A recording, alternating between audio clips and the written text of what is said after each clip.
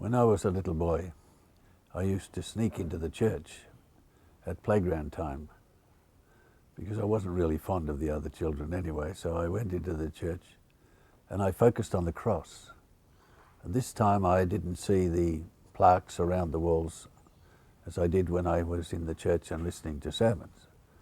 I saw the cross and I saw through the cross.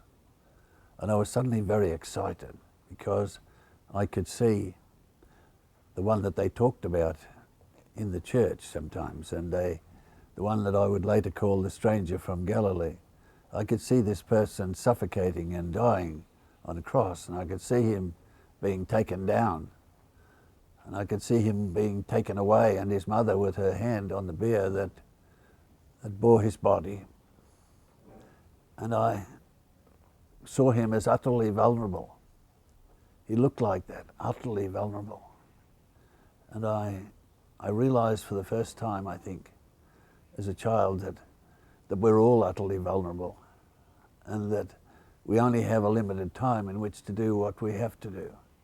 Every person is vulnerable, and some, of course, are more vulnerable than others because of circumstances, but that day I understood the vulnerability that dying can bring to a person's life and the way in which it can threaten and be destructive if it comes too early. I understood that. I was never really converted to being a Christian because I knew from the beginning, and that day I knew even more clearly that what I'd heard in the Sunday school and elsewhere was utterly true. I suddenly believed all of that, and I knew it was real, and I sat there utterly animated. I knew that what I'd heard was real, that this person was somehow imbued with a mystery that went beyond all mysteries, and that he well held something within him that was deeper than anything I might ever get to know. And I went running home to tell my father, who only went to church very occasionally. We said hatchings, matchings and dispatchings, baptisms, marriages and funerals. I tried to tell him how I felt, and he didn't want to listen to me, and it was very hard for me not to be heard at that stage. But years later I would understand why, that you cannot argue people into the deepest aspects of their lives. They can't be argued into that, or they cannot be threatened into that either. So as a child I always had that picture with me, and when I went back there years later to celebrate Holy Communion in the church as a priest of the church, I asked if it was the same cross, because those moments stay with you forever. They are the moments that you always remember, the moments that are programmatic in your life, and it certainly was for me. So I embarked on a journey that day, and I went on that journey all the way to things that touched my whole life.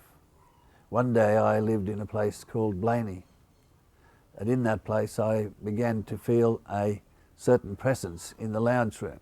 It was just on the left-hand side of the lounge room, and it grew more and more intense. It was like the sort of thing that you would see in the movies. It was more and more intense, and I wondered what it was all about. And then I went looking for the local parish priest to tell him about it, and I tried to express what it was like. He sent me to see the Bishop of Bathurst, a very quiet man who sat there and smoked a pipe and looked at me. His name was Kenneth Leslie. He would become a very significant person in my life, but I didn't know that at that time. Sometimes we don't know, and I didn't know. But he listened to me for 3/4 of an hour while I went on with some rubbish about what a great priest I would be. And at the end of it, he just said, "Well, I think you'll do, boy. As long as you love God and love people, you'll be all right."